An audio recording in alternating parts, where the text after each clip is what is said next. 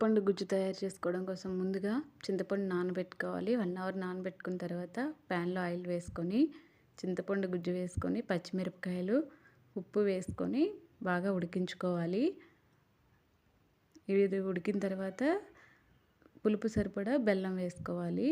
బెల్లం వేసుకొని బాగా చిక్కగా ఉడికించుకోవాలి. ఈ వాటర్ అంతా ఆవిరైపోయి చింతపండు చిక్కగా అవుతుంది. అప్పటి వరకు ఉడికించుకుంటే సరిపోతుంది.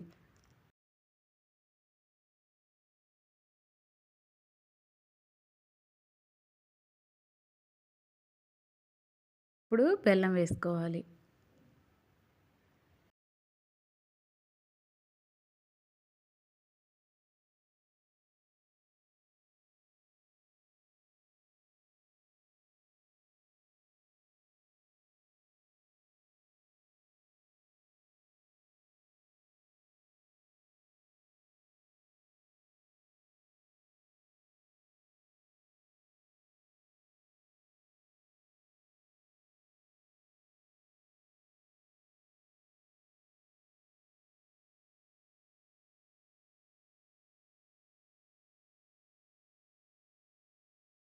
అంతే అండి. బెల్లం వేసుకొని ఈ విధంగా చిక్కగా ఉడికించుకుంటే సరిపోతుంది. ఎప్పుడు కావాలంటే అప్పుడు మనం చింతపండు పులిహోర తయారు చేసుకోవచ్చు.